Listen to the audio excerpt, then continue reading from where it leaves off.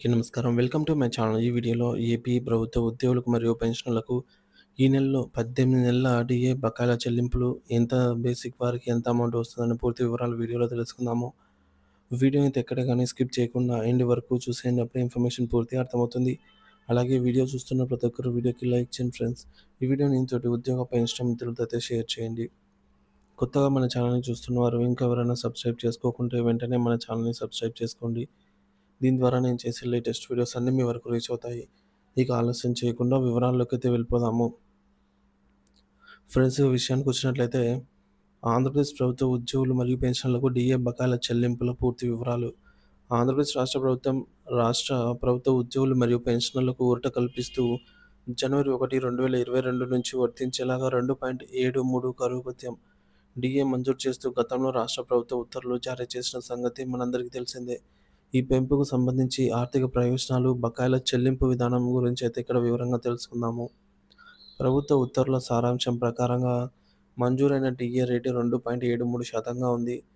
వర్తించే తేదీ జనవరి 1, 2022 నుంచి నగదు చెల్లింపు ప్రారంభం. మంజూరైన 2.73% డీఏను జూలై 1, 2023 నుంచి అమల్లోకి తెచ్చారు. దీని ప్రకారం పెరిగిన డీఏను ఆగస్టు 1, 2023న అందుకోనున్న వేతనంతో కలిపి పెన్షన్‌తో కలిపి అయితే ఈ మేరకు ఉద్యోగ పెన్షనర్లకు ఖాతాలో జమ చేయడం జరిగింది. డీఏ బకాయిల చెల్లింపు విధానము. ప్రభుత్వం డీఏను జనవరి 2022 నుంచి మంజూరు చేసినందున జనవరి 2022 నుంచి జూన్ 2023 వరకు అంటే దాదాపు 18 నెలల కాలానికి సంబంధించిన బకాయిలను చెల్లించాల్సి ఉంది. ఈ బకాయిలను ఒకేసారి కాకుండా 3 సమాన వాయిదాల్లో 3 ఈక్వల్ ఇన్‌స్టాల్‌మెంట్‌లో చెల్లించనున్నట్లుగా ప్రభుత్వం తన ఉత్తర్వులలో జీవోలో స్పష్టంగా పేర్కొనడం జరిగింది. బకాయిల చెల్లింపు షెడ్యూల్ ఇక్కడ స్క్రీన్ పైన చూడొచ్చు. మొదటి వాయిదా వచ్చేసి చెల్లించే నెల సెప్టెంబర్ 2023, రెండవ వాయిదా డిసెంబర్ 2023, మూడో వాయిదా మార్చి 2024. బకాయిల లెక్కింపు విధానం. ప్రతి ఉద్యోగి మరియు పెన్షనర్ తనకు రావాల్సిన బకాయిలను సులభంగా లెక్కించుకోవచ్చు. దీనికోసం ఆన్‌లైన్ క్యాలిక్యులేటర్లు అందుబాటులో ఉన్నప్పటికీ లెక్కింపు విధానంపై అవగాహన ఉండటం మంచిది. లెక్కింపు సూత్రాలు. నెలవారీ డీఏ పెంపు కనుక్కోవాలంటే మీ యొక్క బేసిక్ పే డివైడ్ లేదా పెన్షన్ ఇంటూ 2.73 డివైడెడ్ బై 100తో చేసినట్లయితే వస్తుంది. మొత్తం 18 నెలలకు బకాయిలు. సో, వచ్చిన అమౌంట్‌ని ఇంటూ 18తో చేసినట్లయితే మొత్తం బకాయిలొస్తాయి. ఒక్కొక్క వాయిదా మొత్తం వచ్చిన అమౌంట్‌ని డివైడెడ్ బై 3 చేస్తే ఒక్కొక్క వాయిదాకు సంబంధించిన అమౌంట్ వస్తుంది.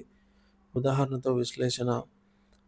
ఒక పెన్షనర్ ప్రాథమిక బేసిక్ పెన్షన్ రూ. 22,565 అనుకుందాం. వారికి రావాల్సిన బకాయిలను ఈ క్రింది విధంగా లెక్కించవచ్చు. నెలవారీ డీఏ పెంపు లెక్కింపు వచ్చేసి 22,565 ఇంటూ 2.73 డివైడెడ్ బై 100 చేయగా మనకు రూ. 616 రావడం జరుగుతుంది. ఇది కేవలం ఒక నెలలో పెరిగే డీఏ మొత్తం. 18 నెలల మొత్తానికి లెక్కింపు ఎలా అంటే 616 ఇంటూ 18 రూ. 11,088 అవుతుంది. సో, ఆ పెన్షనర్‌కి రావాల్సిన మొత్తం డీఏ అనేది రూ. 11,088. ఒక్కో వాయిదా మొత్తం లెక్కింపు. సో, రూ. 11,088 డివైడెడ్ బై 3 రూ. 3,696. ప్రతి వాయిదాలో ఆ పెన్షనర్‌కు రూ. 3,696 అందుతాయి. ఉదాహరణ ప్రకారం చెల్లింపుల వివరాలు చూసుకున్నట్లయితే మొదటి వాయిదా సెప్టెంబర్ 2023లో రూ. 3,696 రావాల్సి ఉండగా రాలేదు. ఇంకా రెండో వాయిదా డిసెంబర్ 2023లో రూ. 3,696 రావాల్సి ఉండగా అది చెల్లించలేదు. మూడవ వాయిదాగా మార్చి 2024న రూ. 3,696 చెల్లించాల్సి ఉండగా దాని కూడా స్థితిగతి లేదు. సో, చెల్లించబడే మొత్తం బకాయిల అమౌంట్ వచ్చేసి రూ. 11,088 ఆ యొక్క బేసిక్ పెన్షన్‌ని బట్టి. సో, ఆ యొక్క పెన్షన్‌కి సంబంధించండి. ఈ మేరకు జీవోలో పొందుపరిచినప్పటికి కూడా ఈ యొక్క అరియర్స్ సకాలంలో అందలేదు. ఉద్యోగులకు కూడా ఇదే సూత్రం వర్తిస్తుంది. ఉద్యోగులు కూడా తమకు రావాల్సిన బకాయిలను ఇదే పద్ధతిలో లెక్కించుకోవచ్చు. వారు తమ ప్రాథమిక వేతనం ఆధారంగా ఈ లెక్కింపు చేసుకోవాల్సి ఉంటుంది. ఈ విధంగా ప్రతి ఉద్యోగి మరియు పెన్షనర్ తమ ప్రాథమిక వేతనం లేదా పెన్షన్ ఆధారంగా తమకు రాబోయే డీఏలను మొత్తాన్ని కూడా సులభంగా అంచనా వేసుకోవచ్చు. నిర్దిష్టమైన లెక్కల కోసం మీ పే స్లిప్ లేదా పెన్షన్ స్లిప్‌లను సరిచూసుకోవడం లేదా సంబంధిత ట్రెజరీ లేదా డీడీఓ కార్యాలయాన్ని సంప్రదించడం మంచిది.